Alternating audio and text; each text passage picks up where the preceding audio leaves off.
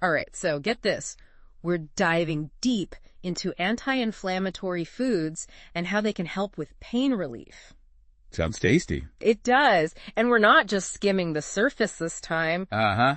We're going deep, folks. I like it. We've got excerpts from this awesome nutritional guide called Anti-Inflammatory Foods for Pain Relief, a nutritional guide. Oh, nice. I'm really excited about this one. Me too. Yeah, there's so much buzz around anti-inflammatory diets these days, and for good reason, you know? Right, like we already know food impacts how we feel, but this is next level stuff. Totally. But before we jump into the specific foods, let's make sure we're all on the same page about what chronic inflammation actually is. Okay, yeah. Because it's not just like, oh, I stubbed my toe and it's swollen, right? Yo, you're right. That's acute inflammation. Right. What we're talking about is chronic inflammation, which is more like, it's kind of sneaky. Sneaky. It's like this low-grade simmering in the body that you might not even notice at first, but over time, it can do some serious damage. So how does that translate into actual pain?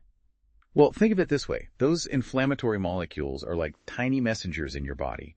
And when there's too much inflammation, they kind of go haywire. Oh. And that can trigger pain signals and make your nerves super sensitive. Okay, so it's like a constant state of irritation in your body. Yeah, pretty much. So that's why conditions like arthritis, where inflammation is a big factor, can be so painful. Exactly.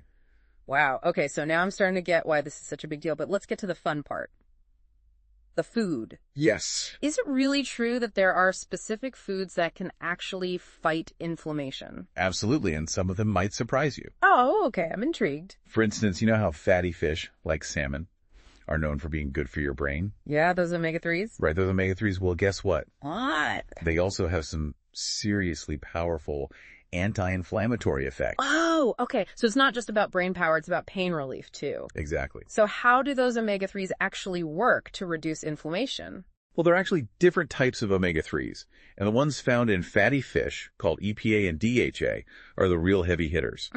They can actually interfere with the production of those inflammatory molecules we were talking about. So it's not just any omega-3, it's got to be those specific ones. Yeah, the EPA and DHA. Okay, I'm adding salmon to my grocery list as we speak. I love it. And while you're at it, how about adding some turmeric? Turmeric. Yeah, that bright yellow spice that gives curry its color. Oh, yeah, I use that all the time. It's been used in traditional medicine for centuries, you know, and now science is catching up, improving its benefits.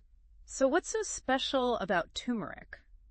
It contains this compound called curcumin, and studies have shown it can be as effective as some over-the-counter pain relievers. Really? Yeah, particularly for things like osteoarthritis. Okay, but I've also heard that curcumin is kind of hard for the body to absorb. That's true, but there's a trick. Oh. The guide says pairing turmeric with black pepper can help. Black pepper. Yep, it contains something called piperine, which boosts curcumin absorption. So it's like they work together. Exactly, a 1-2 punch against inflammation. I love it. A dynamic duo. All right, I'm ready for more. What else can we add to our arsenal? Well, if we're talking about spices with a long history of medicinal use, we can't forget about ginger. Oh, ginger! I use that a lot too. Right. You might think of it for an upset stomach, but it's also got some serious anti-inflammatory power. So how does that work? Ginger has these compounds called gingerols, Okay. and they've been shown to have similar effects to those NSAIDs, those over-the-counter pain relievers, Oh, wow. but without the potential side effects. So ginger is like a natural pain reliever. Exactly, and it's especially good for muscle soreness and stiffness. Okay, my spice rack is officially my new medicine cabinet. That's the spirit. Okay, so we've got fatty fish, turmeric, ginger. What other everyday foods have this kind of power? Well, let's head over to the produce aisle and talk about berries. Berries. Okay, I'm listening. I love berries. They're small, but they pack a punch when it comes to fighting inflammation.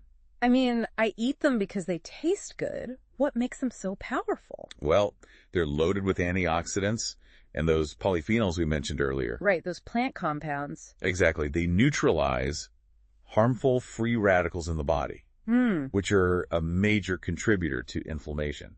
So it's not just the vitamins in berries, it's those other compounds working behind the scenes. Exactly. They're like little antioxidant powerhouses. So smoothies, yogurt, oatmeal, snacks, bring on the berries. That's the spirit.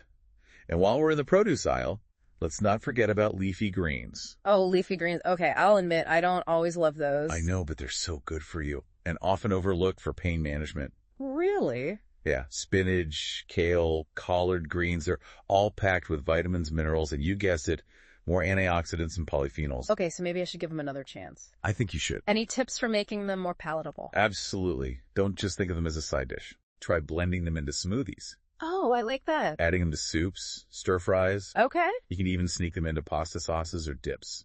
Oh, I could get behind that. See? All right, what else can we add to this anti-inflammatory shopping list? Well, let's move on to nuts and seeds. They're a fantastic source of healthy fats and fiber, Okay. both of which can help reduce inflammation. I love nuts and seeds, but are all of them created equal in this department? That's a good question. Some are definitely better than others. Like what? Well, walnuts, for example, are a great source of ALA, that plant-based omega-3 we talked about. Right.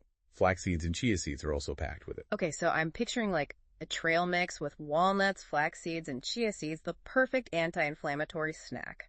Sounds delicious. All right, what's next? Let's move on to a staple of the Mediterranean diet.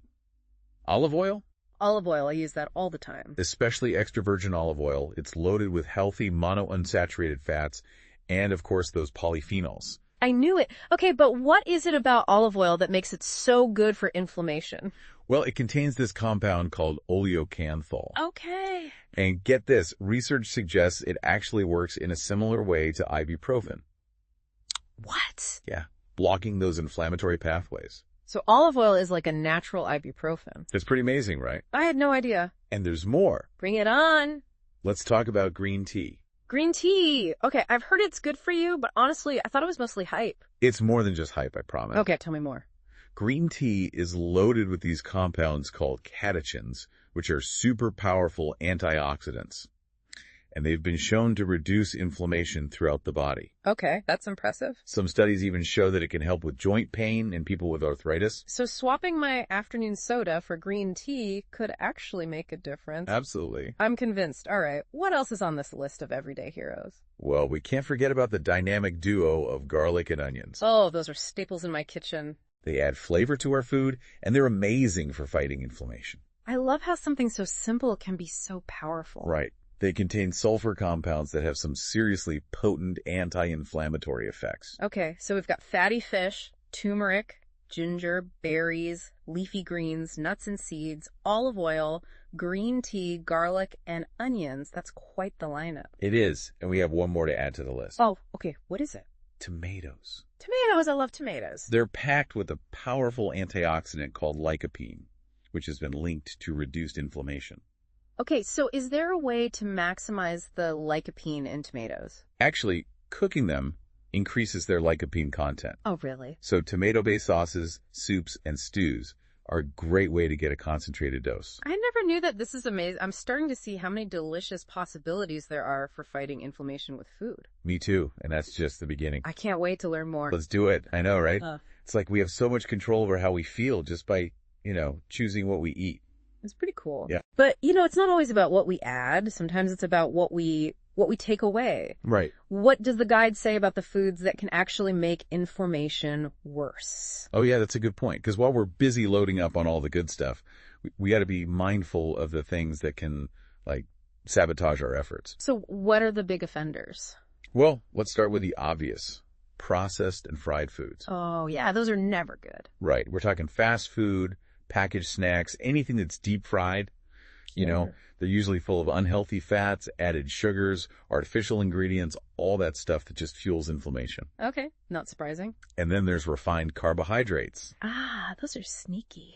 They are. White bread, pastries, sugary cereals, anything made with white flour, basically. Mm-hmm. They digest so quickly and cause those blood sugar spikes, Oh, right. which can trigger inflammation. So basically swapping white bread for whole grain oatmeal instead of sugary cereal, those are good moves. Absolutely. Those little swaps make a big difference over time. Okay, good to know. What about meat? Is all meat bad when it comes to inflammation? Not all meat, no. Okay. But it's smart to limit red meat and processed meats, Like what? like bacon, sausage, deli meats, things like that. Okay. They tend to be high in saturated fat and other compounds that can actually promote inflammation. So lean poultry, fish, plant-based proteins, those are better choices. Exactly. Much better choices. All right, and since we're on the topic of making smart choices, what about drinks? Oh, yeah. Drinks are a big I one. have a feeling you know what you're going to say. Probably sugary drinks are a huge no-no. Yeah, figured. Sodas, Energy drinks, sweetened juices, all that sugar just feeds inflammation. Okay, so sticking to water, unsweetened tea, maybe a little dark chocolate as a treat. Sounds like a plan. All right, and while we're talking about beverages, what about alcohol? Yeah, alcohol's a tricky one. Moderate alcohol consumption might be fine for some people, but if you overdo it, it can definitely contribute to inflammation. That's good to know. I think we've got a pretty clear picture now of the foods to focus on and the ones to avoid. Yeah, we've got a good foundation. But let's get real for a second. Okay. I don't know about you, but I'm way more likely to stick with something if it actually feels doable and, delicious. Right. It has to be sustainable. Exactly. So what kind of strategies does the guide suggest for actually incorporating these changes into our everyday lives? Well, the good news is you don't have to completely overhaul your diet overnight. Oh, thank goodness. Even small changes can make a huge difference. I like the sound of that. Small steps, big results. Exactly. So, for example, how about starting your day with an anti-inflammatory boost? Okay, I like where this is going. Like a green smoothie with spinach, berries, and flax seeds. Okay, that sounds good. It's a super easy way to get those inflammation-fighting nutrients first thing in the morning. I could definitely do that. What about lunch and dinner? Oh, there's so many options. Any tips? Well, remember that dynamic duo turmeric and ginger? Oh, yeah. I love those. Try adding them to your cooking. Okay. Soups, teas, stir fries, even just sprinkled on roasted vegetables. That's easy enough. Right. And for those healthy fats, you don't have to just snack on nuts and seeds all day long. Yeah, good point. Try switching to extra virgin olive oil for cooking and salad dressings. That's an easy one. It's a small change, but it can make a big difference. All right, so we're adding those in. What about snacking? I'm definitely a snacker, but chips and candy aren't exactly doing me any favors. I get it. I have a sweet tooth too. Yeah. But that's where nuts and seeds can come in. Oh, yeah, those are good. They're a perfect portable snack. They satisfy those cravings and give you those anti-inflammatory benefits. So instead of a bag of chips, I'm packing almonds and walnuts. Exactly. Much better choice. And then for drinks, instead of reaching for that soda, I'm going for green tea. Love it. You're getting it. These tips are great. I feel like I can actually do this. That's the whole point. It's amazing to think that food can be such a powerful tool for pain relief. I know. It really is empowering. I know, right? It's crazy to think that, what we eat can actually have that much of an impact on how much pain we're in. I know. It's pretty amazing. So just to, recap everything we've learned, chronic inflammation, it's not the same as that, immediate swelling you get after an injury. Right. It's more like a sneaky long-term thing. Yeah, and it can be a big contributor to pain and, other health problems, too. Absolutely. And we talked about all those amazing anti-inflammatory foods. Oh, yeah. All those foods, starting with the fatty fish, like salmon with all those omega-3s. Right. And those spices, turmeric and ginger, those are like little powerhouses. And then there's berries and leafy greens. Those are always good. And nuts and seeds. Yes. So good for snacking. Plus, we can't forget olive oil, green tea, garlic, onions, and tomatoes. I know, right? It's like we have all these amazing tools already in our kitchens. Exactly. And we talked about, limiting the things that can make inflammation worse, like processed foods, sugary drinks, refined carbs, and too much alcohol. Right. It's all about making those conscious choices. Absolutely. And I think the guide's emphasis on starting small, making gradual changes, that's so important. I agree. I can totally see myself starting my day with a green smoothie, adding some turmeric and ginger to my cooking, using more olive oil, Those are all things I can actually do. Exactly. It doesn't have to be overwhelming. Yeah. And the other thing that really stuck with me was the idea of, paying attention to how your body responds to different foods. Oh, yeah, that's huge. Becoming your own scientist. Figuring out what makes you feel good, what might be triggering those aches and pains. I love that. It's about tuning into your body and figuring out what works best for you. And remembering that, this is just the beginning. There's always more to learn. Absolutely. There's a whole world of food out there waiting to be explored. This deep dive has been so awesome. I feel like I've learned so much. It's been my pleasure. And remember, knowledge is power. So now you have the power to make choices that really support your well-being. That's so true. So to everyone listening, thanks for joining us on this deep dive. We'll see you next time.